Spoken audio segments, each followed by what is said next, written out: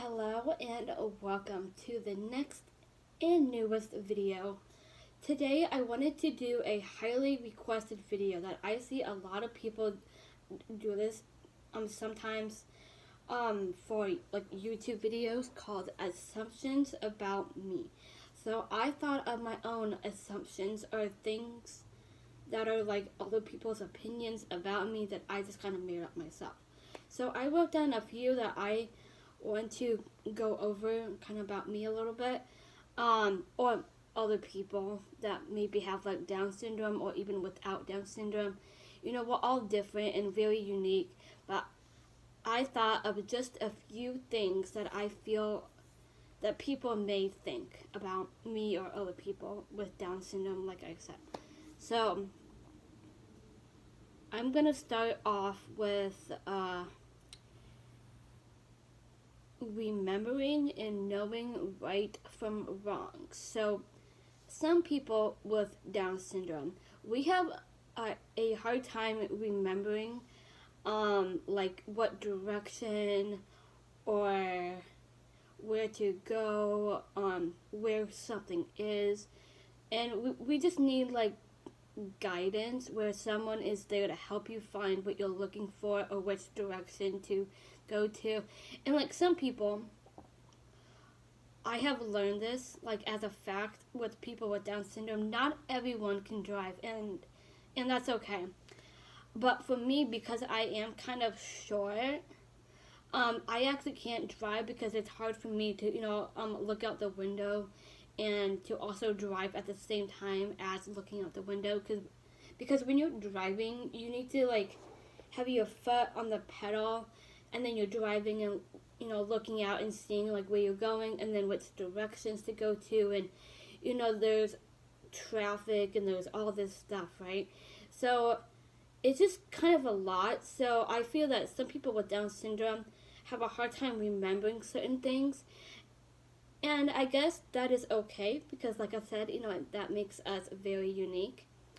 And then also knowing right from wrong. Sometimes we forget, like what we're supposed to do, or even if it's something wrong and we accidentally do it, that we just, apologize, kind of move on and let go of it. It's that easy, like knowing what's right and then what's wrong. Sometimes we may forget that we're doing something that we're not supposed to be doing, like maybe someone is going to get a candy bar or something and they think it's okay, but what they don't know is maybe their parents may, say, that's not okay, like you're not supposed to go get a candy bar if I'm not home, or if I'm not there, it's okay for you to go get that candy bar. So knowing right from wrong, it's kind of like a memory, that we just, forget that we're not supposed to have that candy bar, or, being tempted, like we really want that candy bar, but I know that I shouldn't have it, but we may forget and we may accidentally, get something that we're not supposed to. So we kind of forget or, have a hard time remembering. And I feel that just we learn our lessons and that we fix our mistakes and that we can be better people every day. So I feel that's a really good assumption. Very sensitive. This is actually one that I probably heard people say to me, that I'm just, that I take things too personal. So taking things too personal, like if someone may say something to you that they're just like someone is trying to help you, but maybe they're like having like attitude because they have to repeat themselves, and it just kind of makes them angry or kind of mad. So then it kind of makes us frustrated because they're mad and they're telling us things that we just don't understand.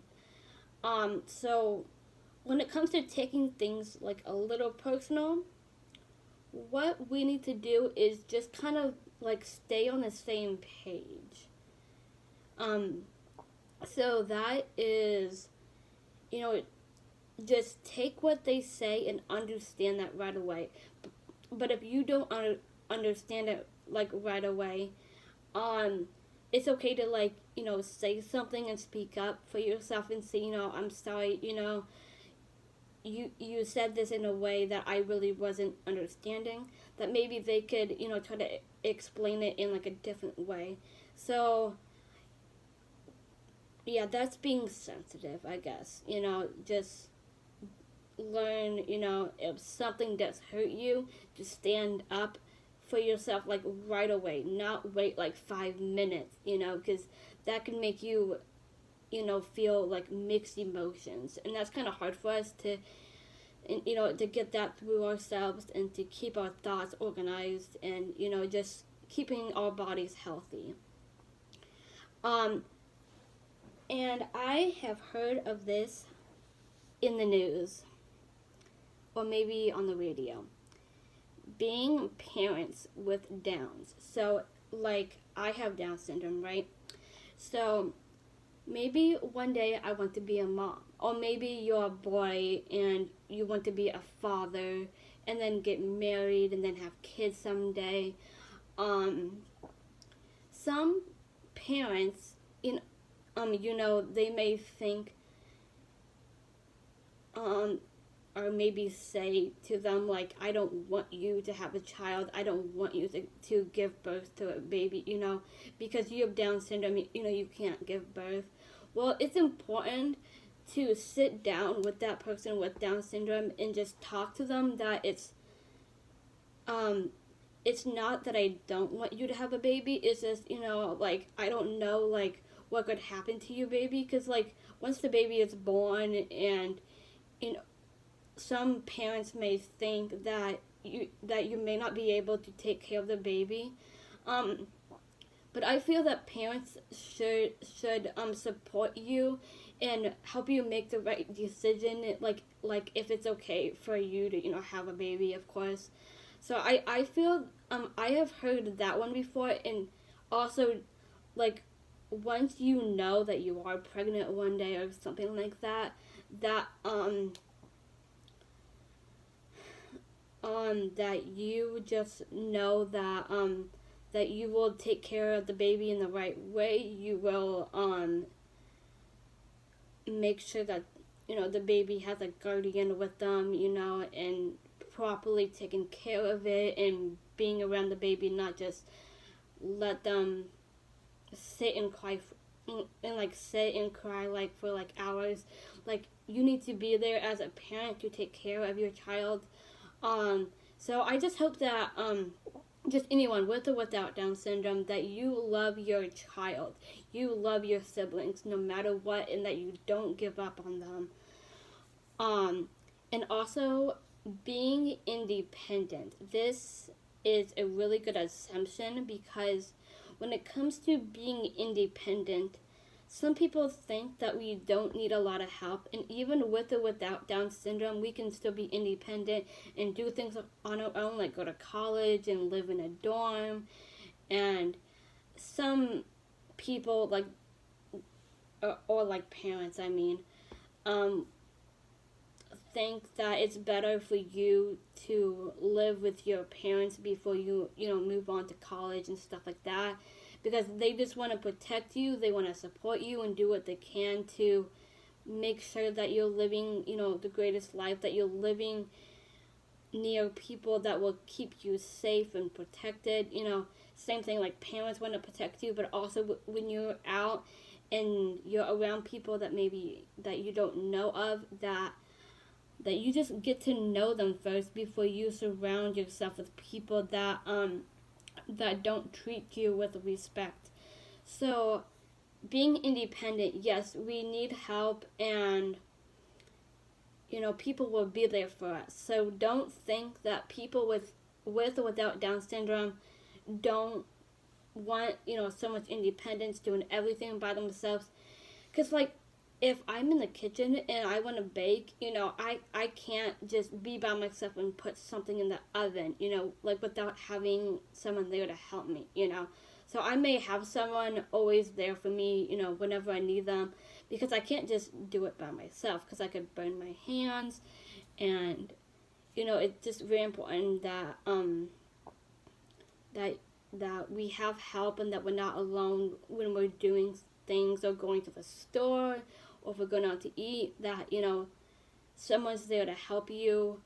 So yeah, being independent. And the last one, actually I have two more. So the fifth one is my height and being short. Yes, I am very short, but I love being short because I can stand out beautifully every day. And recently I just found out my brother is 10 years old and I'm 23, and he is an inch taller than me. I am 4'9" and he's exactly 5 foot, I think. Or maybe not 5 foot. I think it's like 4'10" and I'm like 4'9". But he's 10 years old and I'm 23. It's just crazy, how people are growing up so fast, but then I'm like super short. But the important thing is that I stand out and I'm just beautiful in all the ways that I know. And the last one is looking down. Some people get confused with let me think how to explain this. So some people with Down syndrome may look like they're looking down, but maybe they are looking up. Some people may look at you and think, okay, you look kind of sad, or that is there something wrong? Can I help you? Like some people, they just get kind of confused with like the way you look. Maybe you look like this, like looking down, and someone may come up to you and say, "Are you kind of sad today?" Like I feel that because I have gotten that a few times in real life. Like I have maybe accidentally looked down and someone looked at me like I was maybe sad, or if there was something wrong. But it's not that I'm sad. It's just like I don't have a lot of muscles in my neck. I understand that that I do have muscles, that I can be strong. But I may not have like 100 bones in my body to be like super strong. I may not have like 100 bones in my body to like so like I have like bones like on this side of my neck, but on this side I don't have like long strong bones on this side. So but I try to look forward and look at people when they talk to me. But if they think that I'm sad and that I'm looking down, just don't be like 100% like confused. Like, is she like looking down, like not looking at me? Like, there's a time in our lives when we have to just look at the person and just tell them. Like, don't tell them that I, like, don't have any muscles, because, of course, I'm a person, and yes, I do have muscles. But I feel, this one's kind of hard. I think I'm just going to stop at this point right now. But yes, I am super strong, and I'm confident, and I may not have, like strong like abs and strong arms and everything, but I have strong muscles in my legs. I may not have a lot like in my neck, but I do have them in my legs, my arms, my shoulders, my back. I have bigger muscles more on that part of my body, but may not have a lot on this side. So I guess that's my point, and thank you for watching. Peace out.